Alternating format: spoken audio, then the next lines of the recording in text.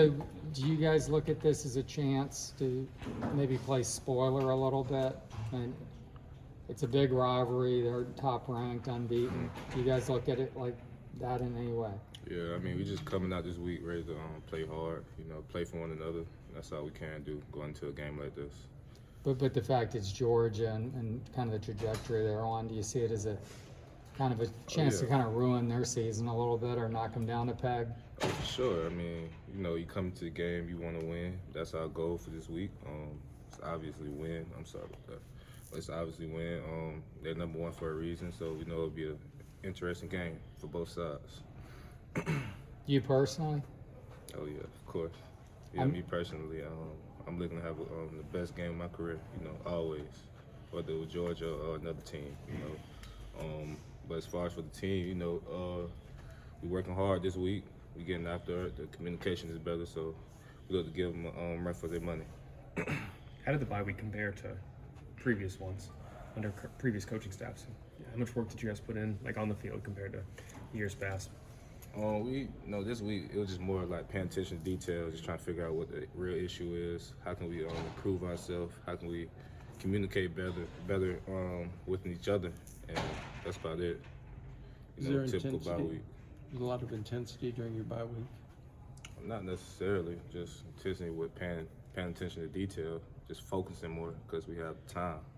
Other than that, it was pretty good. I think Stetson Bennett had 5 rushing touchdowns. That's the importance of kind of staying in your lanes and keeping him contained. How important is that going to be, you think? Oh, very important. When you're dealing with a mobile quarterback, that's pretty much everybody who you've been playing since week 1. Everybody been mobile, so you got to stay in your rush lane. That's the most important factor of the game. What did you think when you saw that line for the game? Did you take it as disrespect, or when did you find out that it was more than 20 points? The line? The point spread. Like the point spread. They're favored by, 22 and a half? We are the underdogs. Obviously, they're the number 1 team for a reason, like I said earlier. So you can't take this game lightly. We just got to go in and kind of like try to minimize the amount of points they get, so we won't be the 22-point underdog. But other than that, we're ready to play. Ready to play hard. Can you just describe the atmosphere of Florida versus Georgia? Waking up on Saturday, what's the feeling going to be like? You've obviously played in games before against Georgia and for Georgia against Florida. So can you just describe that feeling waking up on Saturday? I mean, intensity it's hard to eat, hard to sleep. Just ready to play. But other than that, I mean, it's like another game because it's the SEC. Everybody's ready to play. But as far as for me, it's more important than others, I guess. But yeah, it's a typical game. Same schedule before the game. It's just we know we playing Georgia this time. It's got to be a little different for you, though, because, obviously you went to school there and the family and everything like that, the emotions of that. What's that like before the game for you? I actually just got some calls earlier from my people. So, they still Georgia fans, but they root for Florida. So it's kind of hard trying to figure out which side they're on before the game. But it's all good. I'm just ready to play. Tell them it's going to be a show on both sides. You take any confidence from last year's game, Brenton? I mean, that's a 3-0 game with 3 minutes left in the first half. I think you guys actually outgained them. Yeah, I do. We pretty much got the same team as well. So a lot of those guys played last year, so we know what to expect. We know how we got to take it to them. We can't take the first punch. We got to dish it out. So that's the type of mindset we're going to with this game. So how difficult has it been this year to know that so many of the big plays guys have given up? There's just been one guy out of place, one guy making a bad decision, whatever like that. How frustrating has that been for you? I mean, it's very difficult as a program, because we work hard and we try to pay attention to detail at the best we can. So when one guy not in the right spot or 2 guys not in the right spot, it's kind of downfall to the defense because like I said, we work so hard. So, I mean, we could just get better. That's all we can do. Get better week in, week out. So you said you're not sure who's pulling for who? Yeah, I'm not sure who pulling for who. Like, my dad, he says he's a Florida fan, but he's been a Georgia fan for 18 years, so is he lying to me? I don't know. What's his name? Brenton Cox. Oh, okay. Yeah. Oh, you're junior. Yeah, I'm sorry. I'm an idiot. Do you still talk with Robert Beal a lot? Your old roomie, right? Yeah, we talk. We talk a lot. Well, enough. You know what I'm saying? It's game week, so can't really act like we are brothers right now. But after this game, we'll probably get in better contact. Some of the social media stuff this summer was pretty funny. I'm guessing that was a lot in jest for some of your old friends in Georgia. What were your thoughts on that, and how much fun did you have with that? You know, we still in group chats, so I talk to guys in the NFL that play for Georgia.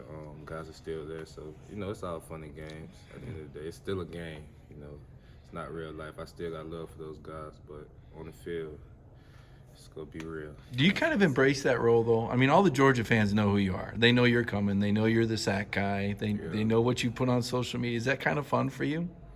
Sometimes.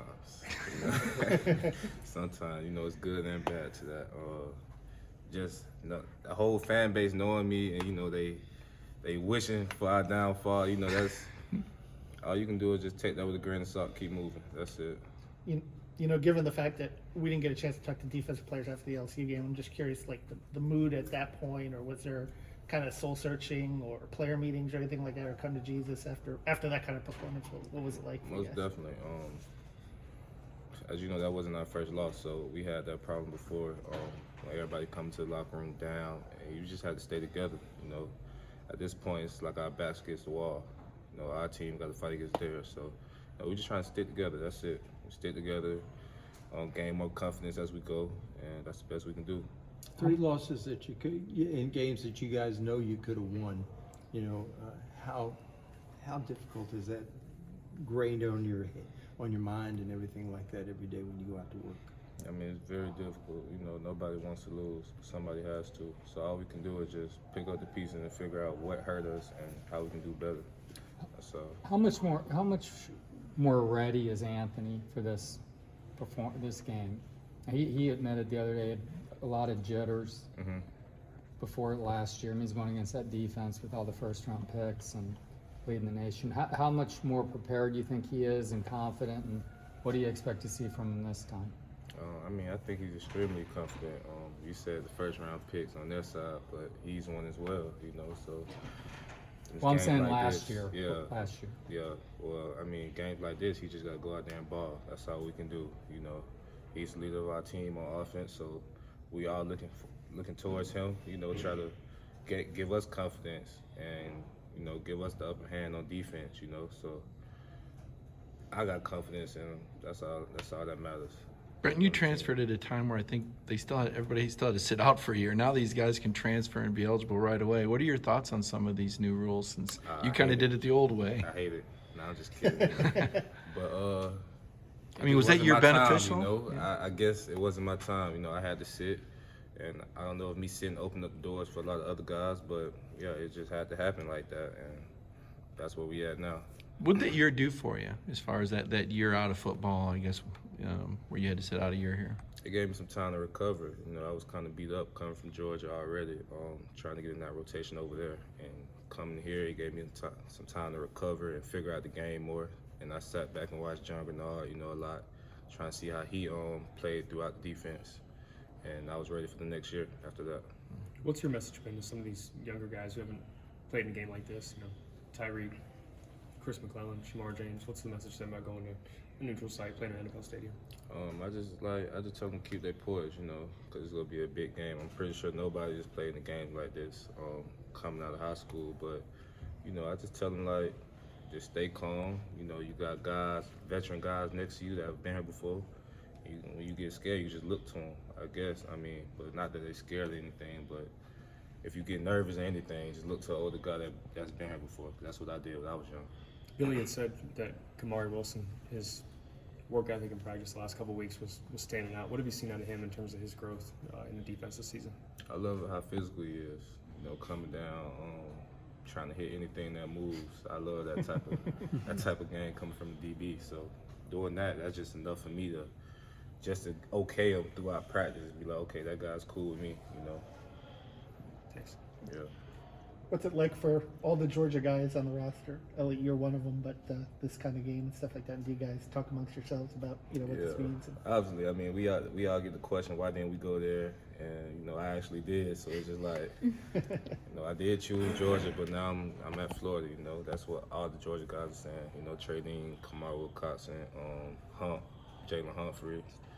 It's probably more too, but you know, we all just ready to see our old friends. You know, that's all. Was it just I guess I never really dug into the whys of it. I mean, you were rising star there. You were projected to be one of the starting guys. What led to the decision back then? I mean, I know that we're a long time ago now, but looking back on it. It just didn't work out. Me and Coach Smart, we agreed to mutual decisions for me to leave, and I came here.